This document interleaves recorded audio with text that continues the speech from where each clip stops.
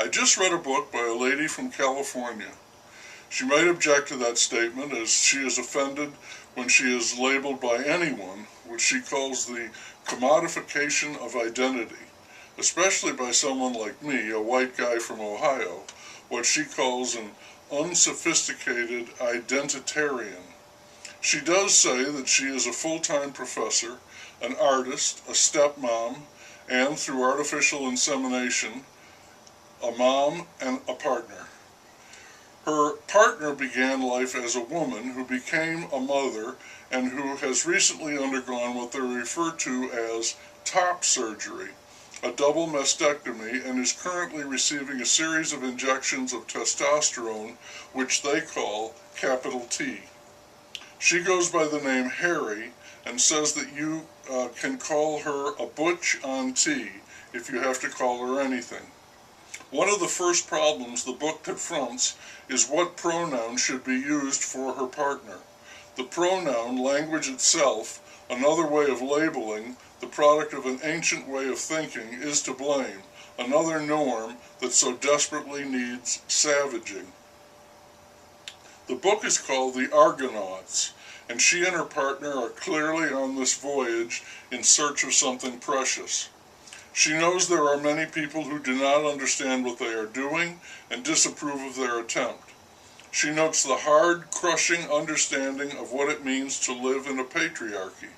She deplores malodorous missives from the mainstream, and when she is subjected to the opinions of an old patrician white guy, she is not merely angry, she is bitter about it. She despises him. She identified with an old Atari game, Breakout. Her life is a constant battle, opposition, chipping away, until finally she finds a momentary victory and is free, flying high in the sky. She also identifies with the X-Men she sees in a movie. They are mutants with superpowers who are feared, hated, and hunted by the so-called normal people who have all the power and want to run things their way and only their way.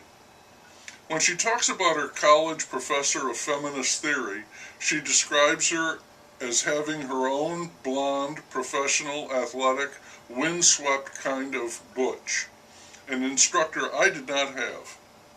Later, this professor's students become, the author says, frustrated with the post-structural ethos of her teaching, yet one student wrote about her in chalk on a campus sidewalk, "Christina Crosby's leather pants make me wet."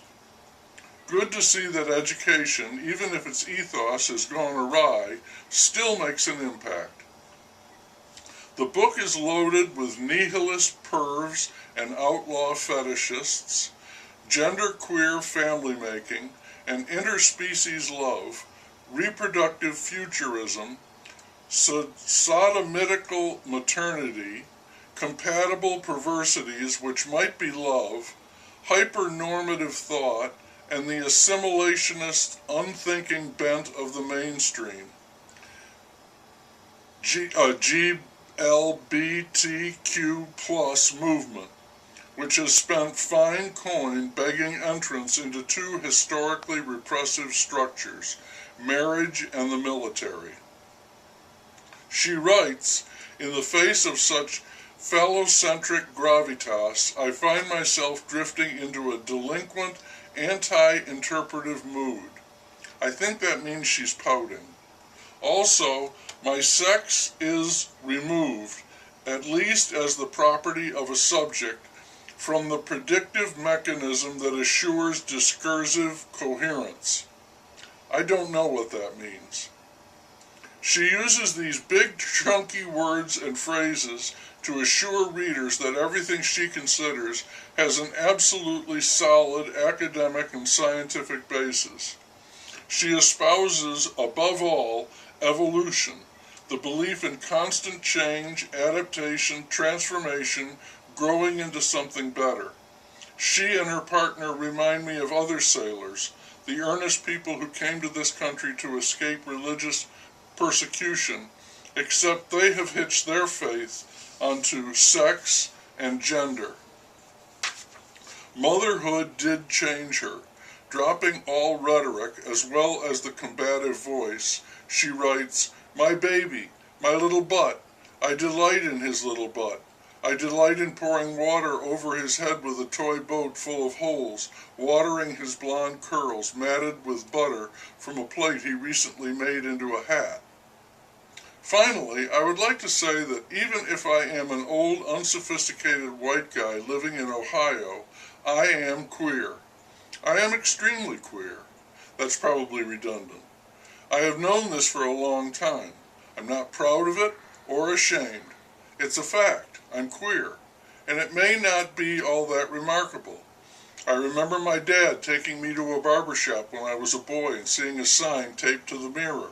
It was reputed to be an old Amish saying, and it went, "All the world is queer, but me and thee, and I'm not so sure about thee."